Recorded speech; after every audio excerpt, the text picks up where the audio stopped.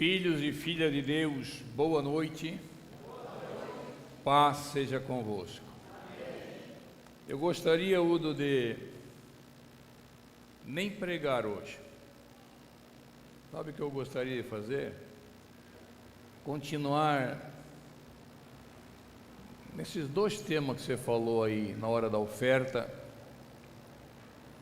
a contribuição, e falar sobre casa de paz.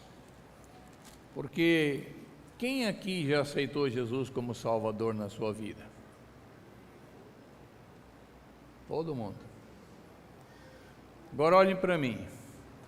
Quem aceitou Jesus como Salvador, é impossível não ter mudado de vida. Talvez não 180 graus, porque alguns mudam 360. Volta a estaca zero. Mas 180 é o nosso caminho. Se você mudou 15, 20, 50 graus, já está bom. Já houve uma mudança. Aí você vai dizer assim: pastor, eu não sei pregar, eu não sei nem orar. Mas você sabe que Deus mudou a sua vida. Basta você convidar, Cláudia, uma vizinha tua e dizer assim: eu gostaria de ir na tua casa orar por você e pela tua família. Você quer? Quem não quer uma oração? Só maluco? Aí você vai lá orar. Você vai só orar, nada mais. De repente abre uma brecha, Deus vai dar uma oportunidade para você dizer: queria falar uma coisa para ti. Depois que eu aceitei Jesus, houve uma mudança na minha vida que eu sou obrigado a contar para ti. Amado, não tem pregação mais eficaz do que o testemunho de mudança de vida, Teca. Não tem. Todos nós que aceitamos Jesus temos alguma coisa para falar. E Deus vai abrir uma oportunidade, pastor Paulo, que a pessoa vai fazer alguma pergunta. Abriu a pergunta, escancarou a porta para você entrar com o que Ele quer. Não se preocupe em falar muito. Fale do que Deus fez em você. Só isso. É impossível alguém não se converter. É isso, Márcia? Outra coisa que eu gostaria de falar para vocês, quero abrir um adendo aqui, não tem nada a ver com a mensagem, mas o Udo estava falando aqui sobre a contribuição. Nós estamos hoje no nosso 33º dia do livro 100 Dias de Oração. E eu tenho cuidado, todo dia eu mando uma mensagem para quem está no nosso grupo. Eu mando um áudiozinho de 5 minutos, 4 minutos. E nesse áudio eu estou tirando foto, porque todos aqui têm, a maior parte tem o livro, mas nós recebemos muitas pessoas recebem meu áudio que você manda para a família e tal, e ele não tem o livro, então eu mando uma foto. E eu estava vendo hoje à tarde, lendo, porque eu sempre vou me preparando para amanhã, que tem que estar adiantado, né? E amanhã, nosso 34º dia, fala exatamente sobre isso. Jacó fez um voto para Deus: Senhor, se tu me abençoares na viagem que estou empreendendo, de maneira que eu vá e volte em paz para a casa de meu pai. Quem não quer isso? Quem não quer isso? Eu vou fazer uma promessa para ti: de tudo que eu ganhar, eu vou te dar o dízimo. Leia a história depois, Gênesis 28. Lê a história de Jacó. O sogro roubou.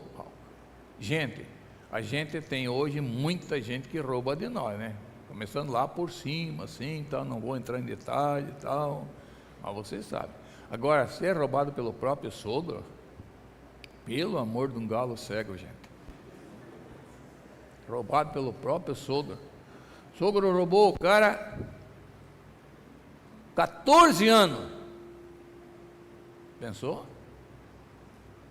Mas ele tinha feito um voto com o Senhor: se tu me levar lá e eu voltar em paz. E o cara, para ter paz, tem que ter dinheiro no bolso, porque o cara sem dinheiro no bolso não tem paz, gente. Não pode pagar a conta. Quem não paga a conta não pode estar em paz. Não pode dar o que ele quer para a mulher. E você, homem, sabe que quando a mulher pede uma coisa, se você não tiver para dar, quem fica arrasado não é ela, é você. Poxa, minha mulher que eu amo quer alguma coisa, eu não posso dar. Não é mesmo assim? E aí você vai ver a história dele.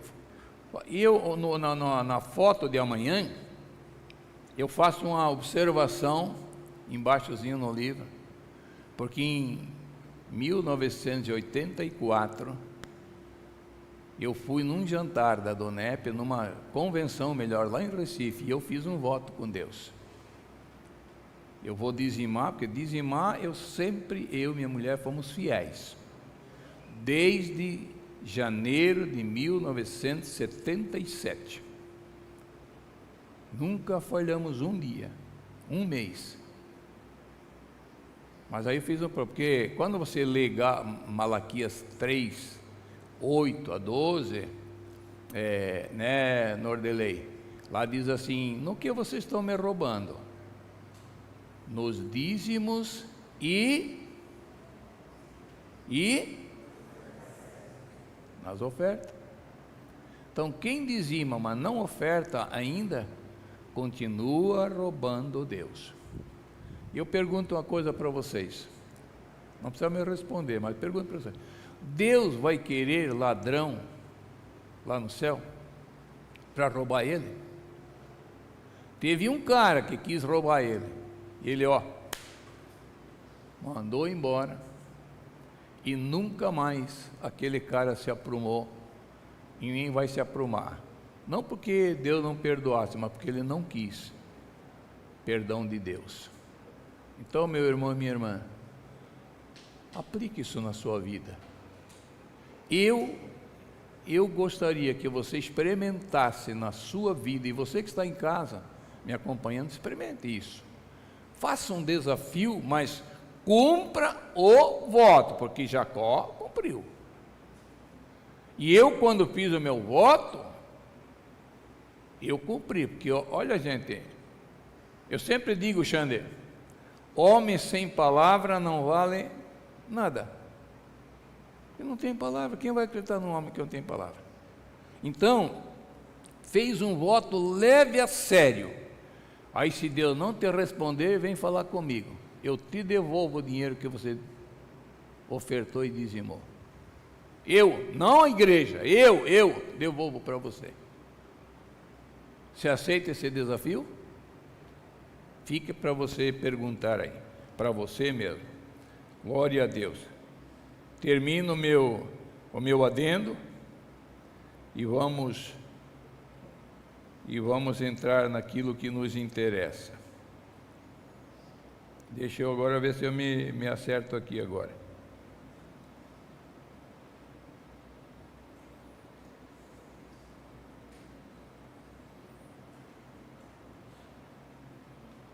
Deixa eu me assentar, isso.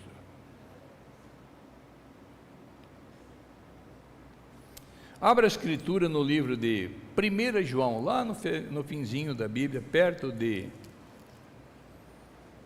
Apocalipse. 1 João, capítulo número 2. O meu tema hoje é: por que temer a volta de Cristo?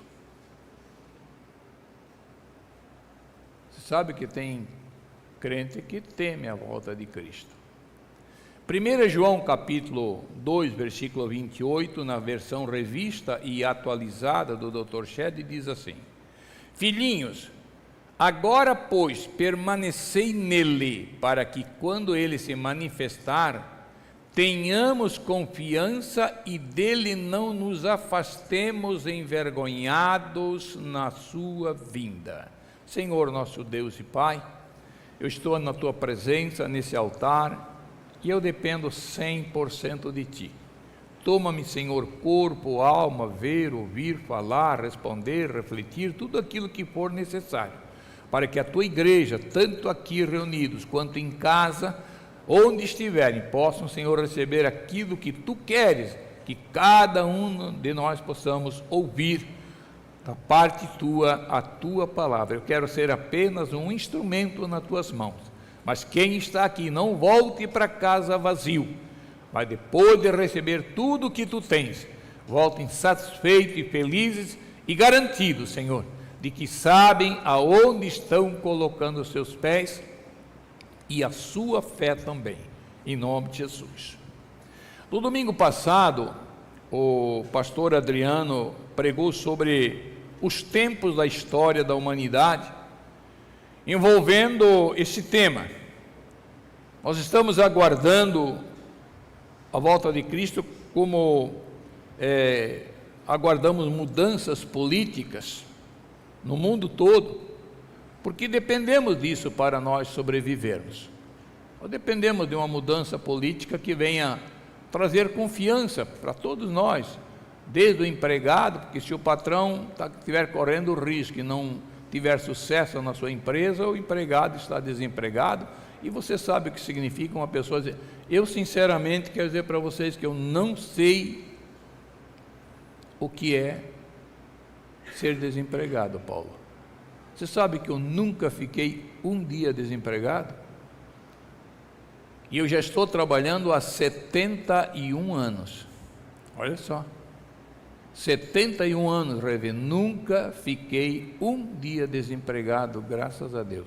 Tive apenas 3 patrões.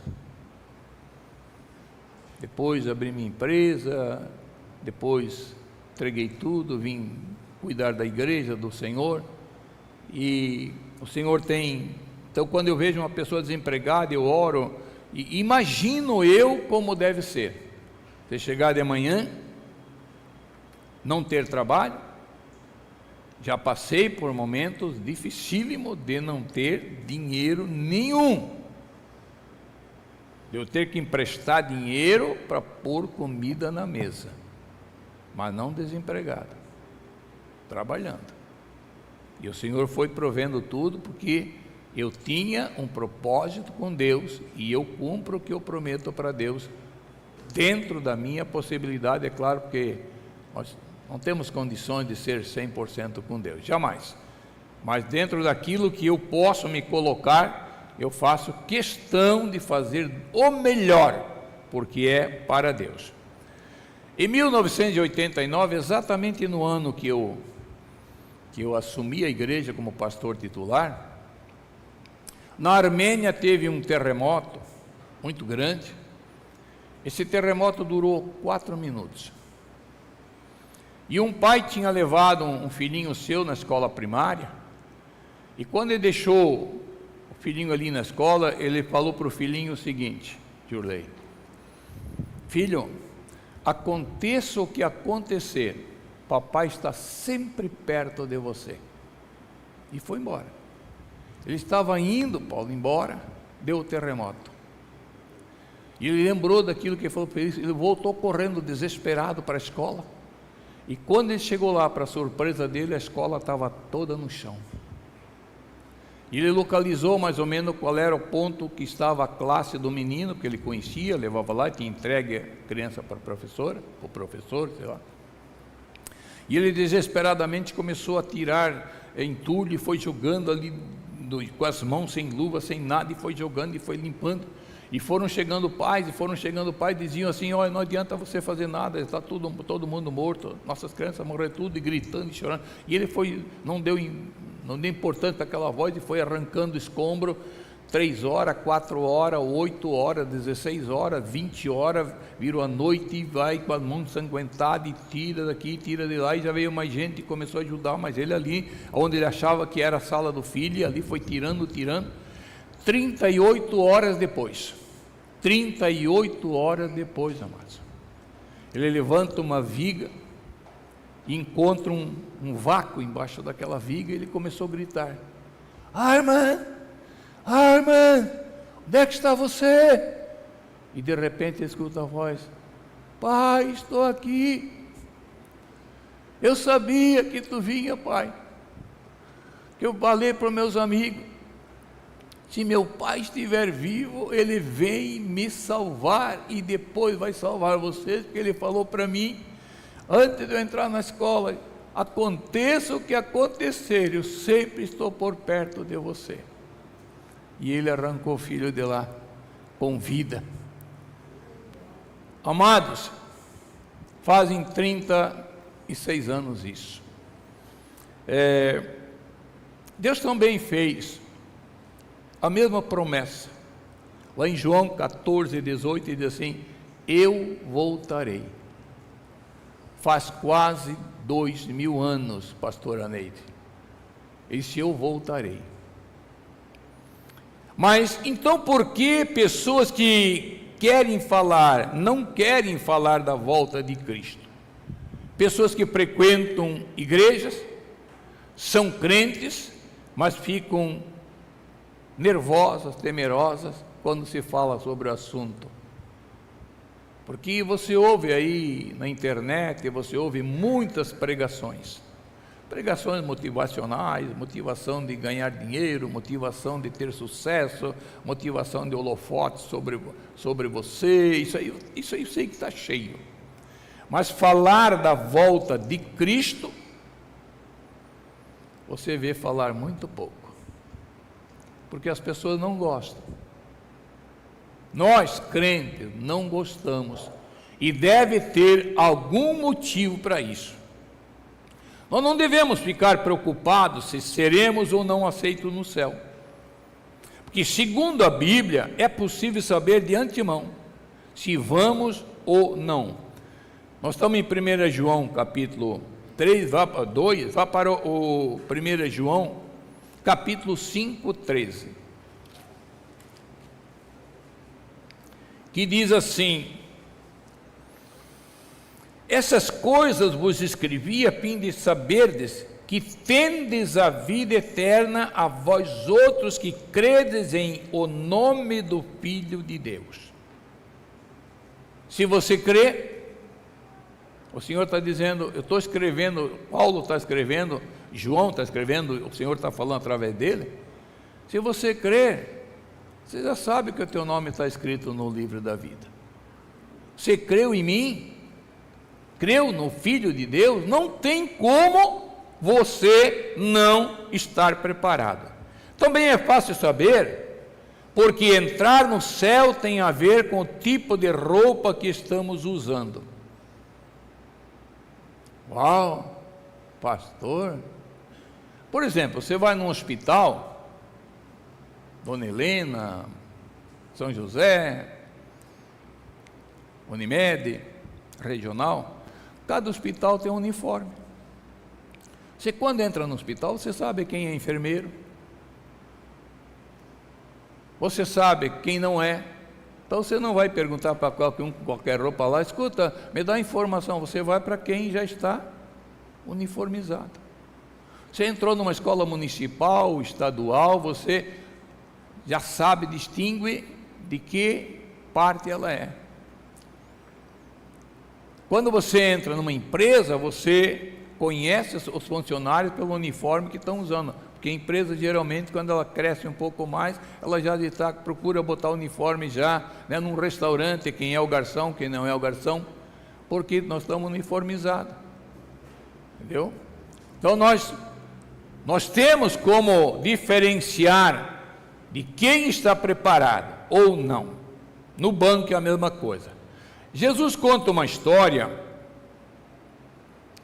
que é importante nós meditarmos nessa noite sobre isso. Lá em Mateus capítulo 22, ele fala que um rei prepara uma festa para o seu filho, e ele tem mandado já o convite antes, porque casamento não se manda sexta-feira o convite para vir no sábado, né? Manda-se meses antes, às vezes até ano antes já, preparando. Ele manda os convidados dele se prepararem, e quando chega no dia da festa, ele prepara toda a melhor festa, a festa de rei. Não é qualquer coisinha, né? Não é com churrasquinho de igreja, né? Festa de rei é outra coisa. E ele manda convidar, olha, a festa está pronta, vocês vêm agora. E a história diz que quando os empregados foram avisar, começou a ter desculpa. Olha, eu vou casar, infelizmente eu não vou. Outro, eu vou viajar. Outro tinha comprado um carro novo, ia testar, que era uma junta de boi. E aí foi dando desculpa, e ninguém vinha para a festa. Mas ele tinha feito a festa. Diz que ele matou boi cevado. Boi cevado é aquele... eu me lembro, a minha mãe, quando nós morávamos no sítio, porco para matar tinha que ficar um tempo ali tratado com comida especial. Até a galinha, Irene, ela mandava pôr numa cerquinha separada, ela ficava ali 10 dias, 15 dias. Ela dizia que era para a galinha que limpar aquela sujeira tudo que ela comia aqui, porque galinha é que nem urubu, né? Vai comendo tudo. Então ela ali umas 2 semanas ela tratava com milho, aipim picadinho, tal, para deixar a galinha pronta para comer. Minha mãe era muito cuidadosa nesse negócio. Então o rei prepara tudo, e aí diz, bom, não vem ninguém, não vou perder, não vou jogar essa comida fora. Você sai por aí, convida todo mundo que estiver por aí, a vizinhança toda. E o que aconteceu? Diz a história que eles maltrataram uns, que eram os profetas, espancaram outros,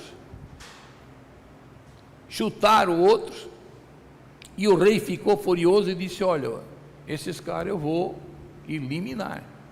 Vocês saem pelas ruas e convidem todos que vocês virem, nas valetas, nos becos sem saída, tragam maus, tragam bons, tragam farrapados, mendigos, tragam todos. E até sexta-feira, Paulo, eu estava vendo esse senhor ali no lixo ali. Quando eu entrei no carro, que eu sei que eu vi ele comendo com aquela fome, aquela garra, aquelas coisas do lixo. Eu disse para Pati, como deve ser triste para um pai e para uma mãe criar um filho e um dia ver catando lixo e comendo lixo. E depois eu vi o Paulo lá. Paulo foi lá conversar com ele. Paulo faz isso sempre. Paulo não pode ver um mendigo que ele já vai lá. É o chamado dele. Ele foi lá falar com o homem, não sei o que ele acertou lá, mas foi lá falar com ele. E aí a história diz que o Senhor, ele mandou trazer todo mundo e vieram encher a sala. E aí o rei entrou na sala, quem sabe para abençoar a comida, ou para conhecer seus novos visitantes, aqueles que não rejeitaram o convite, e encontrou todo mundo vestido, porque todo mundo que viesse, esfarrapado, ruim, mendigo, tinha que ir num vestiário trocar uma roupa, para poder fazer parte do banquete. E ele olha um homem, naquela sala cheia, tinha um homem que não trocou a roupa. E ele perguntou assim, como é que você entrou aqui sem a roupa que eu permiti? E nós conhecemos a história. Depois disso, Deus mandou, que é o rei, mandou outros servos, mandou os apóstolos, mandou os discípulos, e disse, vocês saiam por aí, continue trazendo todo mundo que vocês encontrarem, porque a mesa é grande. Nesse ponto, nós gentios, que ali fala que ele mandou buscar 22 versículo, deixa eu ver aqui, viu Mateus capítulo 22, leia comigo 10 ao 13, Mateus 22, de 10 ao 13, que diz assim, eu quero acompanhar aqui pela Bíblia para vocês saberem. 22, 10 em diante. E saindo aqueles servos pelas estradas, reuniram todos os que encontraram, maus e bons, e a sala do banquete ficou repleta de convidados. Entrando, porém, o rei para ver quem estava à mesa, notou ali um homem que não trazia veste nupcial, e perguntou-lhe, amigo, olha, ainda foi a pergunta, amigo, como entraste aqui sem veste nupcial? E ele emudeceu. Então ordenou o rei aos serventes, amarrai-o de pés e mão e lançai-o para fora nas trevas, ali haverá choro e ranger de dentes. Amados, Jesus gostava de terminar suas histórias deixando sempre um suspense. O que houve de errado com aquele homem? Ele estava no lugar certo, porque foi convidado, estava rodeado de pessoas certas, que eram os que foram convidados, estava na hora certa. O que é que houve de errado com ele? Ele estava apenas sem a roupagem necessária para o banquete. Veja comigo Romanos capítulo 13. Será que Deus se importa com nossas roupas, meus amados? Romanos capítulo 13 vai nos dizer se Ele se importa ou não. Romanos capítulo 13, versículo de número 14, diz assim: mas revesti-vos do Senhor Jesus Cristo, e nada disponhai para a carne, no tocante às suas concupiscências. Na Bíblia Jovem diz: não procureis satisfazer os desejos da carne. Essa é a vestimenta que faz a diferença. Revesti-vos de Jesus Cristo. Gálatas capítulo 3, me acompanhe aí. Para frente, Romanos, 1ª e 2ª Coríntios, Gálatas, capítulo de número 3, versículo de número 26 e 28.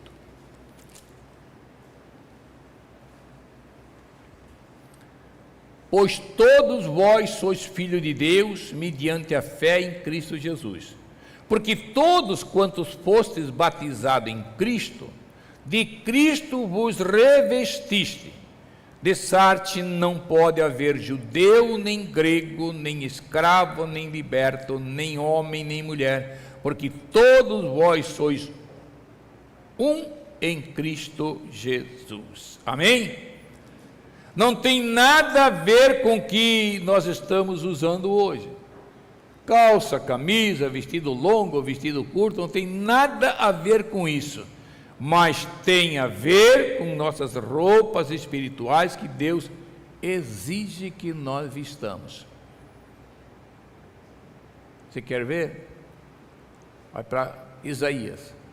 Isaías capítulo 61, lá no Velho Testamento, depois de Salmo, de Provérbios, de Eclesiastes, vem Isaías capítulo 61 e versículo de número 10, que diz assim: regozijar-me-ei muito no Senhor, a minha alma se alegra no meu Deus, porque me cobriu de veste de salvação e me envolveu com o manto de justiça, como noiva que se adorna de turbante, como noiva que se enfeita com as suas joias. Amém?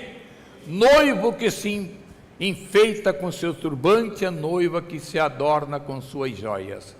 E ele fala que ele nos cobriu com vestes de justiça. Mas não é a nossa justiça, é a justiça dele. É diferente a justiça de Deus e a nossa, André? Ou é mais ou menos? A diferença é grande, meus amados. A diferença é grande. Nós precisamos ter uma roupagem especial dada por Cristo. Tem um hino que diz assim: não se pode matar um crente, quem é salvo não morre não. Ele sobe à presença de Deus para receber o seu galardão. Roupas brancas tão puras e alvas, ele veste para o mundo maior. Deixa tudo por amor a Cristo, para viver no mundo melhor. Não se pode matar um crente. Jesus realmente falou assim: quem sua vida perdê-la por mim tem sorte, porque sua morte não é o fim. Meu amigo, por que estás temendo? De quem posso a tua vida tirar? Saiba que o inimigo do homem é aquele que pode sua alma tragar. Não te cales, mas fales ao mundo, casa de paz. Vai orando e pedindo poder, e verás que na última hora o Senhor não te deixa morrer. O Senhor, vista essa roupa, vista a roupagem dele. Assim como o pai do filho pródigo mandou trocar roupa de mendigo, colocou sandália nova nos pés, um anel, símbolo de aliança, diz lá em Lucas capítulo 15, 22, e disse o pai aos servos: trazei depressa a melhor roupa, e vestiu, pondo-lhe no pé uma sandália e um anel no dedo. Assim Deus quer que troquemos nossas vestes para nos identificar na hora do banquete. Você precisa estar identificado. E eu quero dizer para você, depois que aceitamos Cristo como Salvador, nós recebemos perdão, somos colocados em Cristo Jesus. Lá em 2 Coríntios, me acompanhe, 2 Coríntios, capítulo 12, 2 Coríntios capítulo 12, versículo 2, diz assim: conheço um homem em Cristo que há 14 anos foi arrebatado até o terceiro céu. Se no corpo ou fora do corpo, eu não sei, Deus o sabe. Amados, até o terceiro céu, ele foi arrebatado e já não era mais Saulo de Tarso. Ele agora era Paulo. Por fora ele estava parecido. Por fora quem via achava que era o mesmo Saulo ainda, continuava sendo a mesma pessoa. Mas em Atos capítulo 9, me acompanhe e volte um pouquinho aí. Atos capítulo 9, versículo 10 em diante, até o 15, diz assim: ora, havia em Damasco um discípulo chamado Ananias, e disse-lhe o Senhor numa visão: Ananias, ao que respondeu: eis-me aqui, Senhor. Então o Senhor lhe ordenou: dispõe-te, vai à rua que se chama Direita, e na casa de Judas procura por Saulo, apelidado de Tarso, pois ele está orando. E viu entrar um homem, Deus está dizendo que ele estava orando, e ele viu entrar um homem chamado Ananias e impor-lhes a mão para que recuperasse a vista. Ananias, porém, respondeu: Senhor, de muitos eu tenho ouvido a respeito desse homem. Quantos males tem feito aos teus santos em Jerusalém? E para aqui trouxe autorização dos principais sacerdotes para prender a todos que invocam o teu nome. Mas o Senhor lhe disse: vai, porque esse é para mim um instrumento escolhido para levar à frente o meu nome. Você está vendo a diferença? Saulo continuava com a mesma aparência, mas já estava orando e já tinha visão. O Senhor disse: você vai ver um homem entrar aqui, ele se chama Ananias. Ele vai pôr a mão sobre você e você vai recuperar a visão. Porque quando Saulo tem a visão de Jesus no caminho de Damasco, ele fica cego, perde a visão. Por fora era o mesmo Saulo, mas por dentro havia um Paulo, o grande apóstolo, que escreve todas essas cartas para nós. Então, meus amados, quando nós recebemos perdão de Cristo, o Senhor não está vendo mais essa roupagem aqui. Ele está vendo a roupagem que nós estamos recebendo em Cristo Jesus. A maior promessa não é dada aos ricos, aos sábios, mas para quem está em Cristo, porque isso, João diz no texto inicial que nós lemos ali, que para nós não continuarmos nos afastando envergonhados. Lembra de Adão e Eva?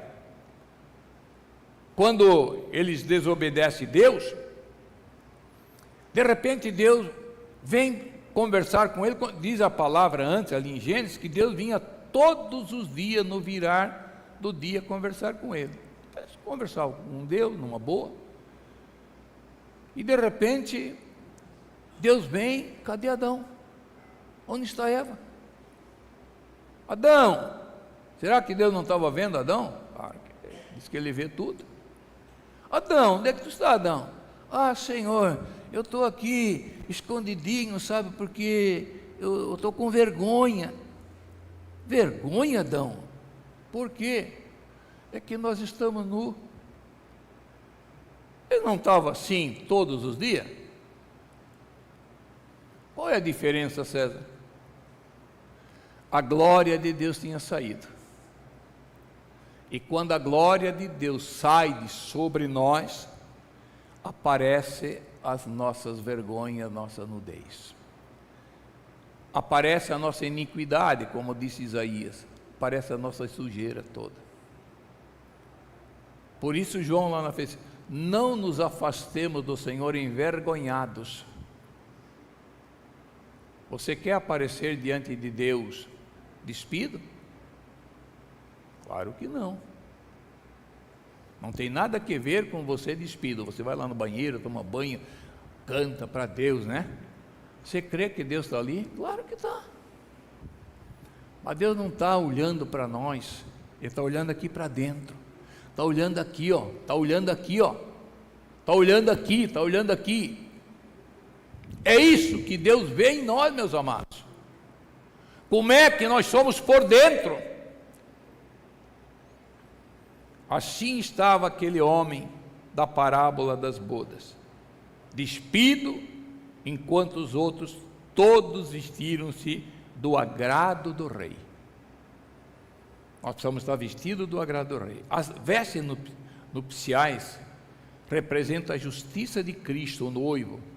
E se nós não apresentarmos diante dele vestido da nossa, nós formos apresentar, não nos apresentarmos dele vestido da justiça dele, formos nos apresentar diante da nossa justiça, a nossa retidão, sabe? Eu não roubo, eu não mato, eu não faço mal a ninguém, eu sou correto, eu tenho a minha religião, eu sou bonzinho. Para que me batizar? Para que ir falar de Cristo? Para que? Eu estou bem assim. Nós iremos ouvir o que aquele homem ouviu. Amarra os pés, amarra as mãos e lancem fora. Veja comigo Isaías capítulo 64, verso 6. Volta lá para o livro de Isaías. Velho Testamento. Como é bom, né, o Velho Testamento? Eu gosto demais. E tem cada coisa fabulosa para nos confrontar, e eu gosto de ser confrontado. Isaías 64, versículo 6 diz assim: mas todos nós somos como o imundo, e todas as nossas justiças como trapo da imundícia, todos nós murchamos como a folha, e as nossas iniquidades como um vento nos arrebatam. Amados, a justiça nossa, eu sou bom, eu não mato, eu não roubo, eu não faço nada, é como trapo de imundícia. Eu não vou entrar aqui em detalhes para não inibir ninguém, mas vá pesquisar o que significa na Bíblia, o que significa teologicamente falando, trapo de imundícia. Como é a roupagem das bodas de Cristo, pastor? Deus só faz uma exigência para entrar no céu: só faz uma exigência. Apocalipse capítulo 3, lá para o final da Bíblia. Já estarei logo terminando. Apocalipse capítulo 3, versículo de número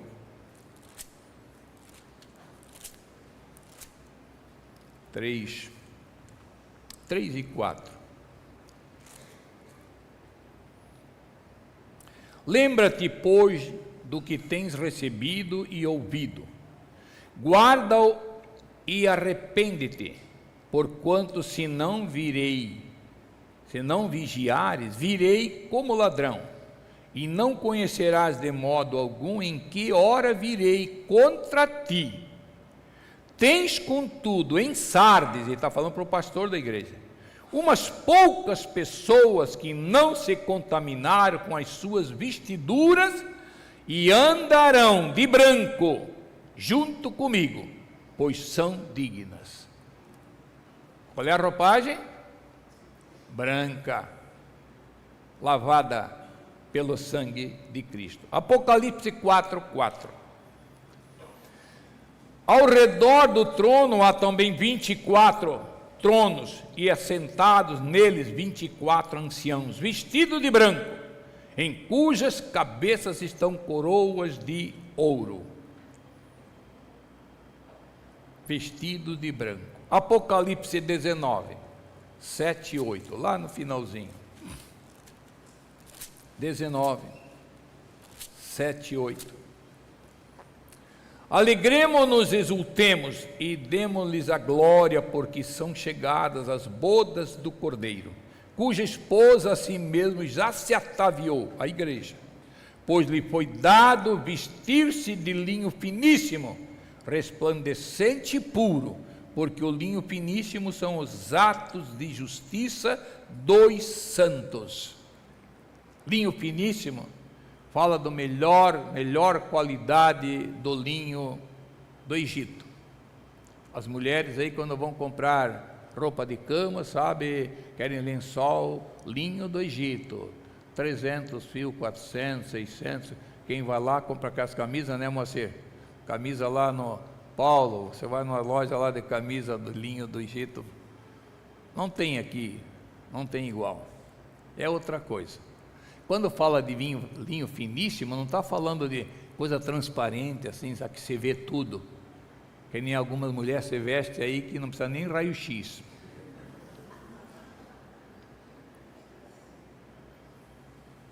É só chegar no hospital, dar para o médico, está aqui, doutor, raio-x para que gastar aí com máquina? Linho finíssimo significa qualidade, espessura, linho grosso, mais forte, branco. Atos de justiça dos santos. Não é, eu não pequei, não falhei, não falei nada de mal, não tem problema. Uma xingadinha aqui, uma mentirinha ali, não tem problema. Não é essa a justiça. Ato de justiça dos santos é bem diferente. Justiça recebida de Cristo, que trocou comigo lá no Calvário a minha roupa de mendigo. Esse Leodoro, joga fora isso aqui e pega a minha vestimenta. Lá no Calvário ele fez por todos vocês essa troca. Qual é a tua vestimenta hoje, meu irmão? Agora, antes da ceia, quer trocar com Jesus? Ele pega a sua, cobre com seu sangue puro. O que você acha disso? Fazer uma troca. Eu quero trocar, pastor Leodoro, eu quero trocar sempre que eu manchar com alguma sujeira, e eu faço isso com muita facilidade, e a minha consciência, Jorley, minha consciência é boa, basta eu fazer uma manchinha, Luiz, eu já olho e digo, Senhor, para me apresentar diante de ti tá ruim. Eu sou enjoado, entendeu? Sou enjoado de natureza. Eu hoje fui colocar meu fone aqui, até pedi, Márcia, põe um espelho ali para mim, Márcia. Eu, em vez de botar o fio por aqui, botei por aqui por cima. Quando chegou na hora de pregar, o outro ali, eu passei a mão aqui na gravata, eu gosto de arrumar sempre, né?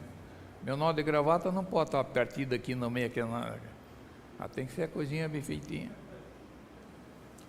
E aí eu passei a mão aqui, e o fio, em vez de estar por aqui por baixo, estava aqui por cima.